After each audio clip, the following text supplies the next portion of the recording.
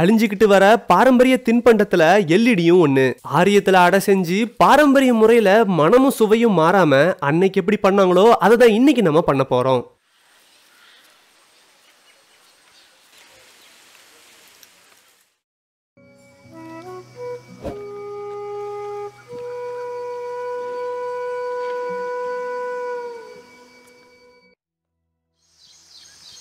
எங்க வயல்ல விளைஞ்ச ஆரியத்தை அறுவடை செஞ்சு சுத்தம் பண்ணி நாங்க இதுக்காக எடுத்துக்கிட்டோம்.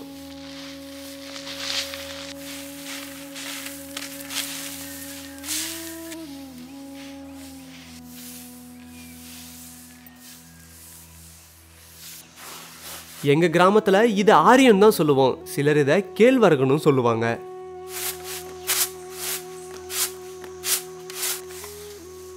சுத்தம் பண்ணி எடுத்துக்கிட்ட ஆரியத்தை ஆரிய கல்லுல போட்டு மாவை அரைச்சு எடுத்துக்கலாம்.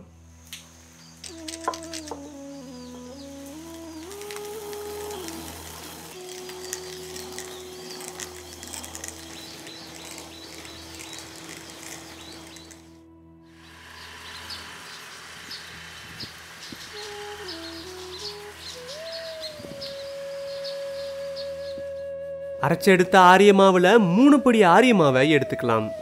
ஆரிய மாவை நம்ம அடைய சுட போறோம். அதுக்கேத்த பதத்துல தண்ணி ஊத்தி கட்டிய பிசைஞ்சு எடுத்துக்கலாம்.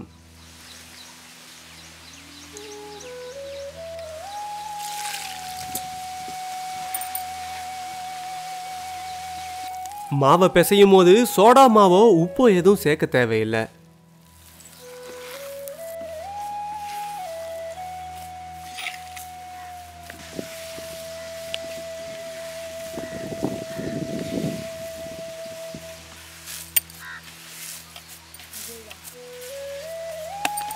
ஆரிய மாவுல இப்ப அடை சுட ஆரம்பிச்சிடலாம். தோசைக்கல்லு நல்லா காஞ்சிருச்சு. கொஞ்சம் எண்ணெயை தடவிடலாம். ஒரு உருண்டை ஆரிய மாவை எடுத்து அடைய தட்டிடலாம்.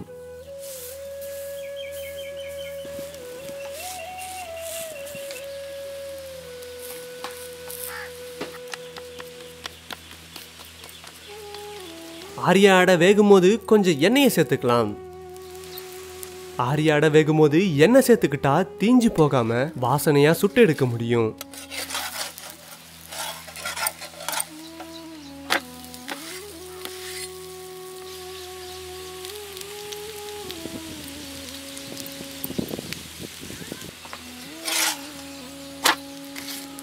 ஆரிய அடை நல்ல நிறம் மாறிடுச்சு. அதாவது சரியான பதத்துக்கு வெந்துருச்சு.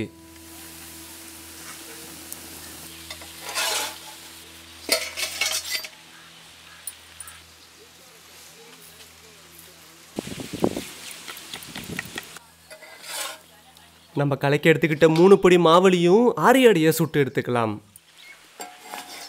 நம்ம சுட்டு எடுத்துக்கிட்ட ஆரிய அடை எல்லாத்தையும் தூள் தூளா பிச்சு சூடு ஆற வச்சிடலாம்.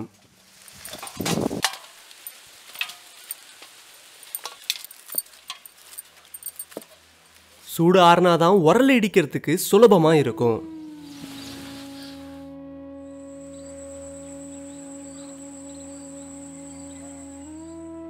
வயல்ல அறுவடை செஞ்ச வேர்க்கடலைய இந்த மாதிரி அடுக்கு பானையில சேகரிச்சு வச்சுப்போம்.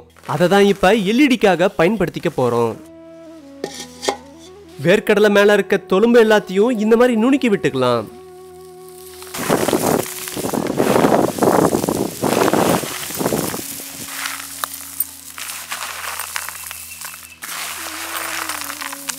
நுணுக்கி எடுத்த தொலும்பை இந்த மாதிரி முரத்துல புடைச்சு தனியா பிரிச்சு எடுத்துடலாம்.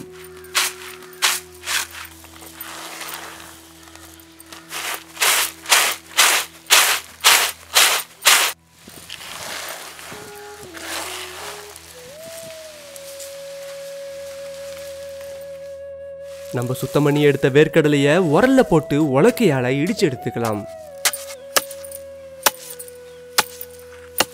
வேர்க்கடலைய பொடி பொடியா இடிக்க தேவையில்லை. ஓரளவு தூளா அரைச்சாலே போதும்.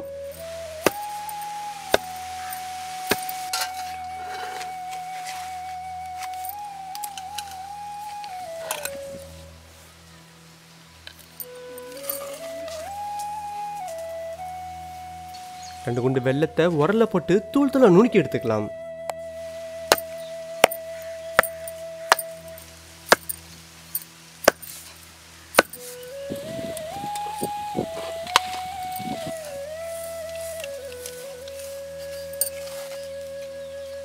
இப்போ நம்ம தூள் தூளா பிச்சு போட்ட ஆரிய அடைய உரல்ல போட்டு இடிக்க ஆரம்பிச்சிடலாம்.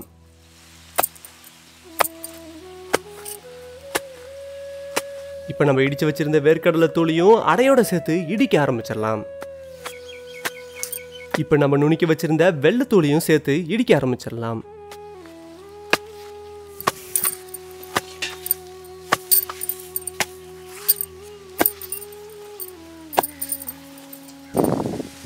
கலந்து இடிச்ச எல்லாத்தையும் உருண்டை பிடிக்கிறதுக்காக தனியாக ஒரு பானையில் எடுத்து வச்சிடலாம். எல்இடியை 2 விதமாக பண்ணலாம். இப்போ நம்ம சேர்த்தது எள்ளு சேர்க்காம பண்ணோம். எள்ளு சேர்க்காத இந்த எல்இடியை சின்னவங்கலேருந்து பெரியவங்க வரைக்கும் எல்லாருமே சாப்பிடலாம்.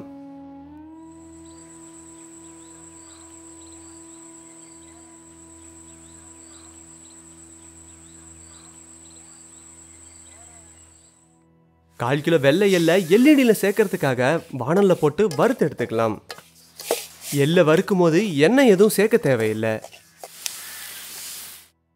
நம்ம வறுத்து எடுத்துக்கிட்ட வெள்ளை எல்லை உரல்ல போட்டு உலக்கையால இடிச்சுக்கலாம்.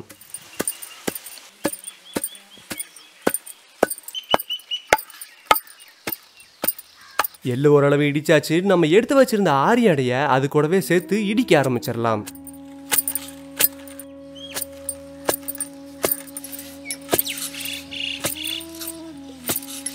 ஓரளவு இடிச்சுக்கிட்டாச்சு. இப்போ வெள்ளத்தை சேர்த்து இடிக்க ஆரம்பிச்சிடலாம்.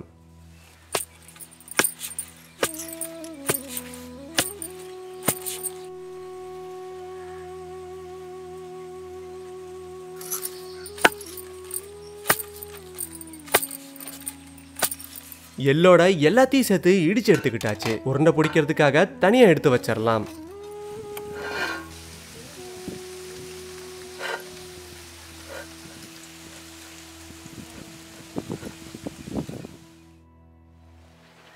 இவ்வளோ நேரம் நாம பண்ணது எள்ளு இடி. இப்போ நம்ம எள்ளு உருண்டை பண்ண போகிறோம். அதுக்காக 1/4 கிலோ கருப்பு எள்ளை வானலில் போட்டு வறுத்து எடுத்துக்கலாம்.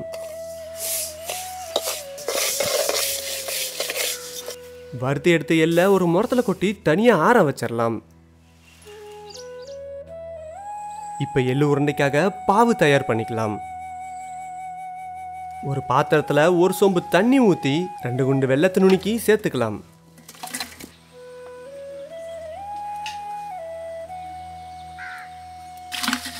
நம்ம வச்ச பாவு கட்டியான பதத்துக்கு வரணும். அதுக்குள்ள வறுத்தெடுத்த எள்ளை தேய்ச்சி புடைச்சி எடுத்துக்கலாம். இந்த மாதிரி எள்ளு தேய்க்கும் போது எள்ளு மேல இருக்க தோலை தனியாக பிரித்து எடுத்துடலாம்.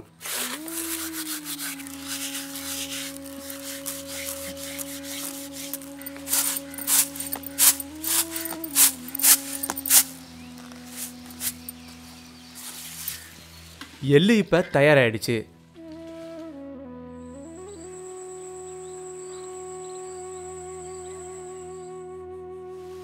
பாவை இன்னும் பதத்துக்கு வரல. அதுக்குள்ள நம்ம இடிச்சு எடுத்த 2 விதமான எல்இடியை தனித்தனியாக உருண்டை பிடிச்சிக்கலாம்.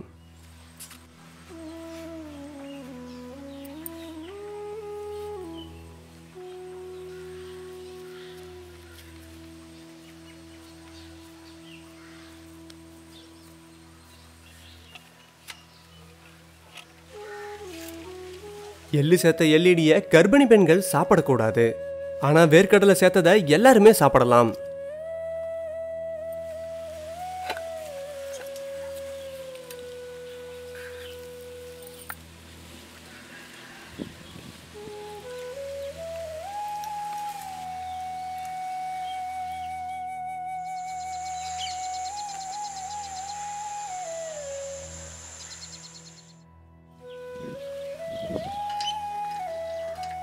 பாவை இப்ப சரியான பதத்துக்கு வந்துருச்சு. நம்ம தயார் பண்ணி வச்சிருந்த எள்ளை பாவு கூட சேர்த்து நல்லா கலக்கி விட்டுடலாம்.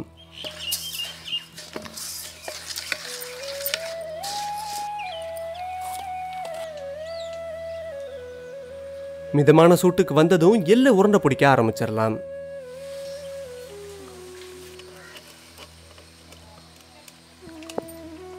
பாரம்பரிய முறையில் 3 விதமான எல்இடியை நம்ம தயார் பண்ணிட்டோம். உரல்ல சேர்த்து இடிச்சதை எள்ளு இடின்னு சொல்லுவோம். பாவில் சேர்த்து உருண்டை பிடிச்சதை எள்ளு உருண்டைன்னு சொல்லுவோம். நொறுக்கு தீனின்னு கேட்டால் எங்கள் பாட்டி இதை தான் எங்களுக்கு அடிக்கடி செஞ்சு தருவாங்க. எள்ளு உருண்டை உடம்புக்கு ரொம்ப ரொம்ப நல்லது. கர்ப்பிணி பெண்ணுங்க எள்ளு போட்டு சாப்பிடக்கூடாது, கடலக்கொட்டை போட்டு சாப்பிட்லாம். எள்ளு காட்டிலேயே விளைஞ்ச கடலக்காய், ஆரியமும் நம்ம காட்டிலேயே. இதை 3 நாமளே செஞ்சது.